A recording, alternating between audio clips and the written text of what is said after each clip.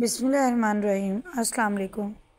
آپ نے اکثر بچپن میں پڑھا بھی ہوگا اور سنا بھی ہوگا کہ ہمارے پیارے نبی حضرت محمد صلی اللہ علیہ وآلہ وسلم کا قول مبارک ہے، جس کا مفہوم یہ ہے کہ اگر کسی کو معاف کرنے میں تمہاری عزت اور وقار میں کمی آئے تو بروز قیامت مجھ سے لے لینا۔ یہ فرمان ہر کسی نے سن رکھا ہوگا، بلکہ یہ فرمان اسکول کے مضامین میں بھی آپ کو پڑھنے کو ملتا ہوگا۔ کیا آپ نے حقیقی زندگی میں کبھی ایسا محسوس کیا ہے کہ آپ نے کسی کو اس وقت معاف کیا ہو جب آپ کسی سے حیثیت میں بہتر ہوں اور اللہ پاک نے آپ کی زندگی میں ہی اس شخص کی نظر میں آپ کی عزت اور احترام بڑھا دیا ہو؟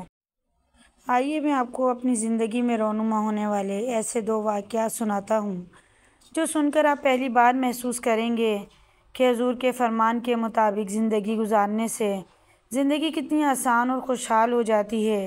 جاب کے سلسلے میں گھر سے باہر رہتا ہوں، اس لیے کھانا اکثر بلکہ ہر وقت ہی ہوٹل سے کھانا پڑتا ہے۔ ہوٹل کا کھانا اکثر کھانے سے معدہ تباہ ہو جاتا ہے، اس لیے میں نے تھوڑی کوشش کر کے ایسا ہوٹل ڈھونڈ لیا جہاں سے تھوڑا دیسی کھانا مل جاتا تھا، جو رہائش سے تھوڑا دور تھا۔ بائک پر جاتے ہوئے 5 سے 7 منٹ لگ جاتے، مگر کوئی مسئلہ نہیں، کچھ پانے کے لیے کچھ کھونا پڑتا ہے۔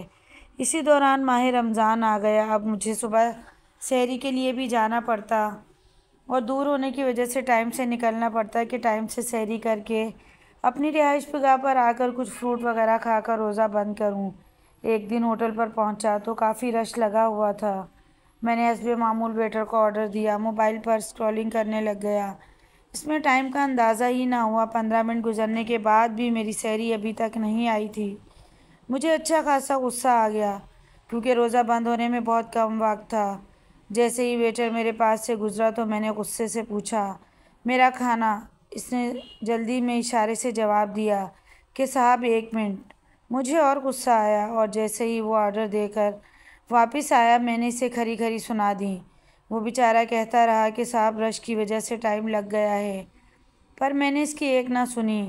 وہ بیچارہ منہ بنا کر چلا گیا اور تھوڑی دیر بعد کھانا لے آیا۔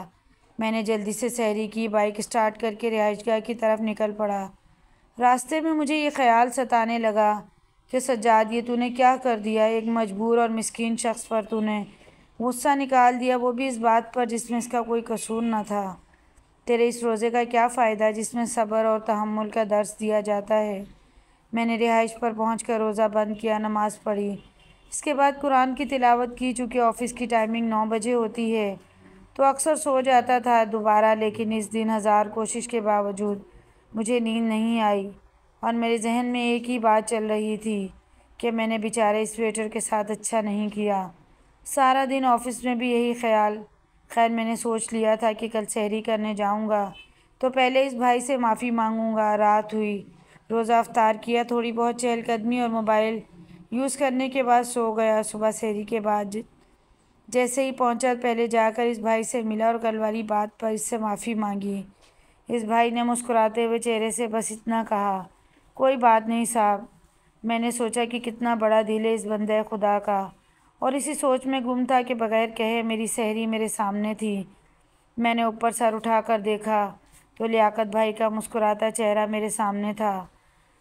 اس دن کے بعد تو ایسے ہوتا جیسے لیاقت میرے انتظار میں ہوتا۔ جیسے ہی میں جا کر بیٹھتا، اگلے 2 سے 3 منٹ میں میرا کھانا میرے سامنے ہوتا۔ لگ بھگ 1 سال ہو گیا مجھے اس ہوٹل سے ناشتہ کرتے ہوئے، اور جب بھی جاتا ہوں وہ شخص مجھے اتنی عزت سے نوازتا ہے کہ میں بتا نہیں سکتا۔ اب لیاقت کی ڈیوٹی چائے بنانے پر لگ گئی ہے اور وہ مجھے اکثر کڑک چائے ایک نہایت ہی کڑک مسکراہٹ کے ساتھ پلاتا ہے۔ یہ تھی میری آپ بیتی، اور میں سوچتا ہوں حضور کے ایک قول پر میں نے عمل کیا اور اس نے مجھے کتنی عزت سے نوازا اور میری زندگی حسین اور پرسکون ہو گئی۔